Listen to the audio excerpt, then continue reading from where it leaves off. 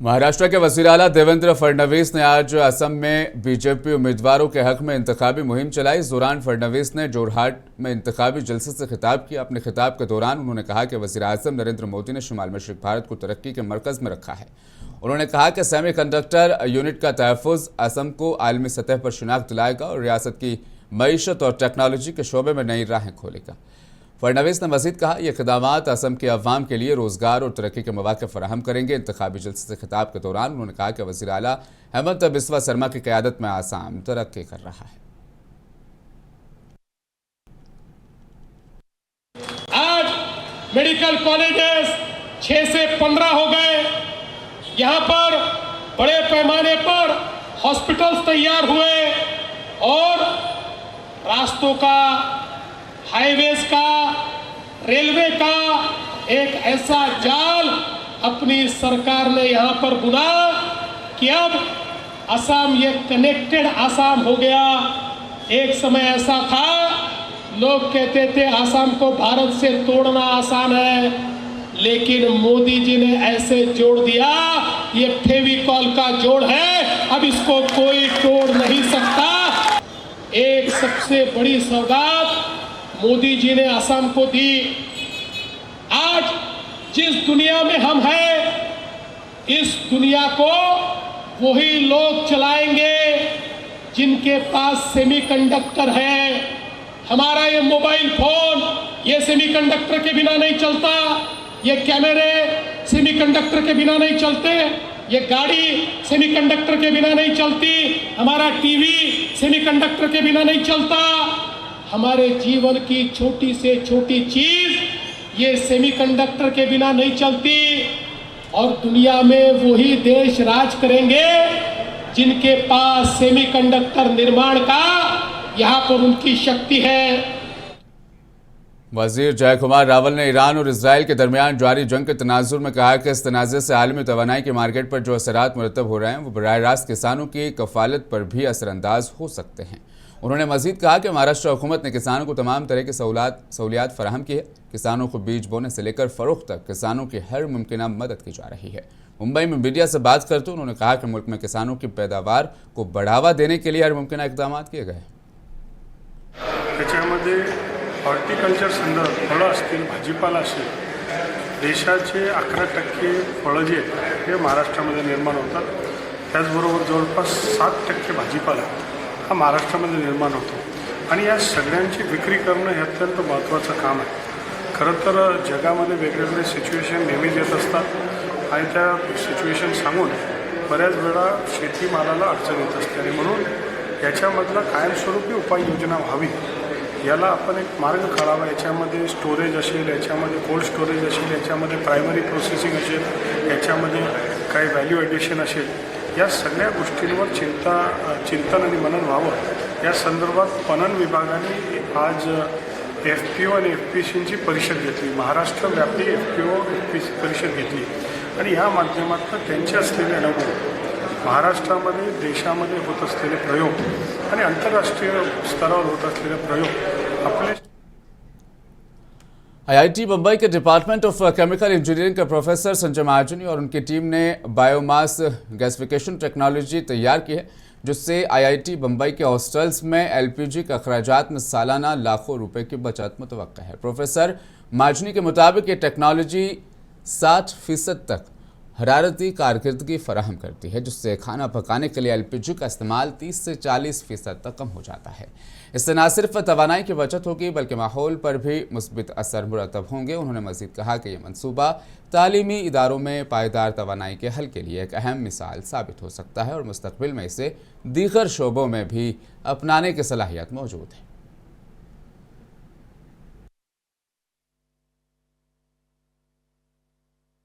ये जो सूखे पत्ते जो है, ट्विग्स होते हैं, उसमें भी वो अगर जलाते हैं तो उससे हमको एनर्जी मिलती है ना।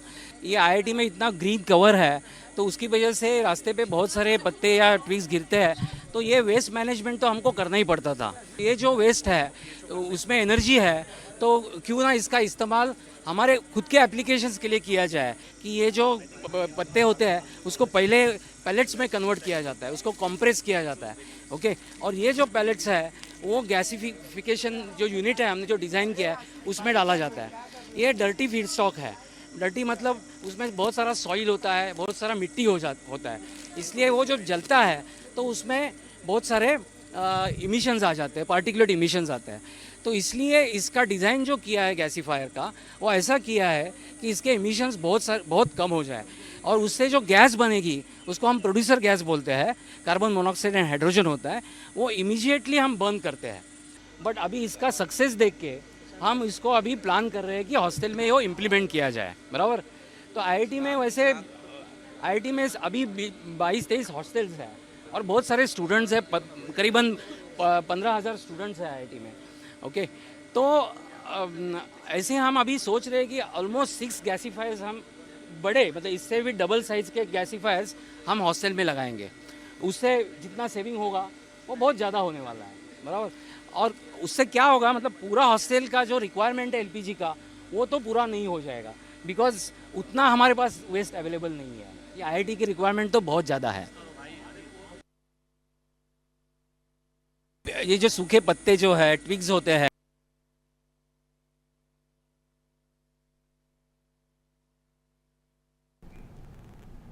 शिवसेना यूबीटी के रुकन पार्लियामेंट संजय राउत ने अमेरिका में जारी अवामी मुजाहिरों पर रद्दअमल जाहिर करते हुए कहा कि लाखों लोग सड़कों पर इसलिए निकले हैं क्योंकि वो सदर डोनाल्ड ट्रंप के आमिराना और मुतलकुल आन तर्ज हुक्मरानी को कबूल नहीं करते हैं।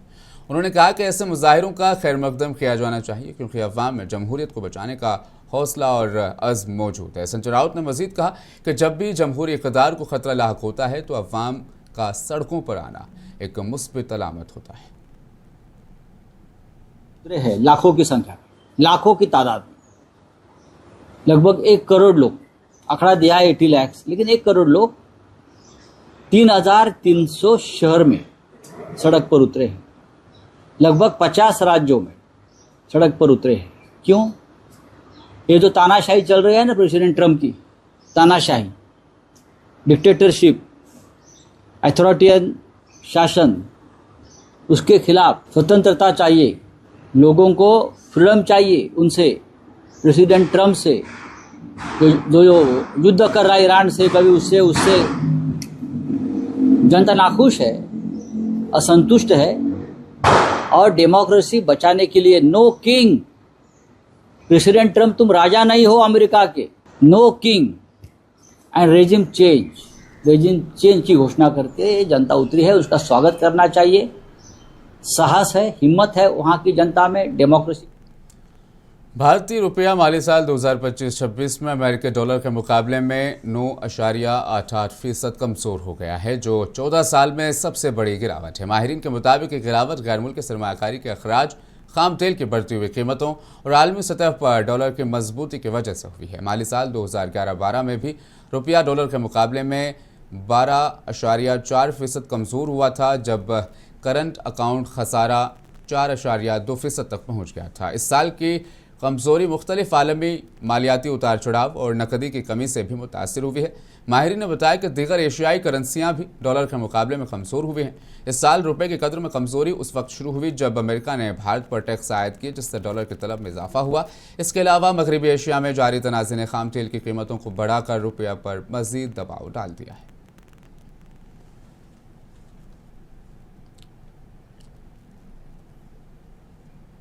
पुणे में खवातीन ने स्वयंभू बाबा अशोक खरात के खिलाफ एहतजाजी मुजाहरा किया और एक खातून के साथ मुबैना जिनसी ज्यादती के इल्ज़ाम में उनकी फौरी गिरफ्तारी का मुतालबा किया। इस दौरान एहतजाजी खवातीन ने अशोक खरात का अलामती जुलूस यानी जनाजा निकाला। मुजाहिरीन ने प्ले कार्ड्स थामकर इंसाफ की फराहमी और खवातीन के तहफ़्फ़ुज़ के लिए सख्त कार्रवाई का मुतालबा किया। इलाकाई हुक्काम ने कहा कि केस की तहकीकात जारी है और शिकायत दर्ज करने के बाद कानूनी कार्रवाई की जाएगी। मुजाहिरीन ने कहा कि समाज में ऐसे अफराद के खिलाफ सख्त कानून नाफिज होने चाहिए ताकि खवातीन महफूज महसूस कर सकें।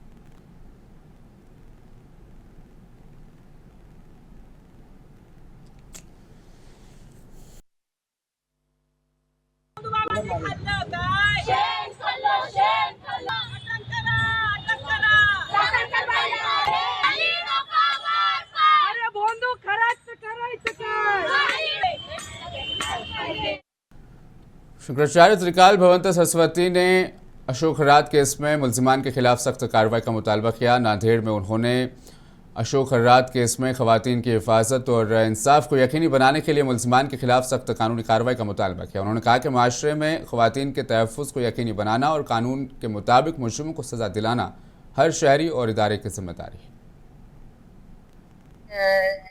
जानकारी 1-2 दिन से लगातार मैं सुन रही हूँ, समझ रही हूँ कि एक भोंदू बाबा अशोक खरात जी जो महिलाओं के साथ शोषण किया है, अत्याचार किया है, बलात्कार किया है और मानसिक, शारीरिक, सामाजिक उनका शोषण हुआ है।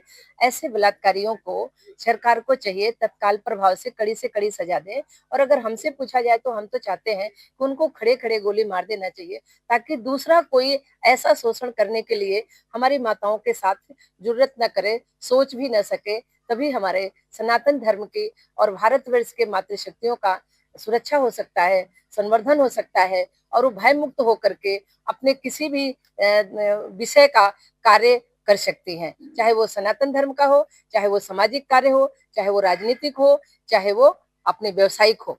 महिलाओं की सुरक्षा बहुत जरूरी है और ऐसे चाहे वो बाबा के रूप में हो, चाहे वो व्यापारी के रूप में हो, ऐसे लोगों का कहीं भी किसी भी देश में, किसी भी देश में, किसी भी स्थान में, किसी भी व्यवसाय में उनको स्थान नहीं मिलना चाहिए। हमारी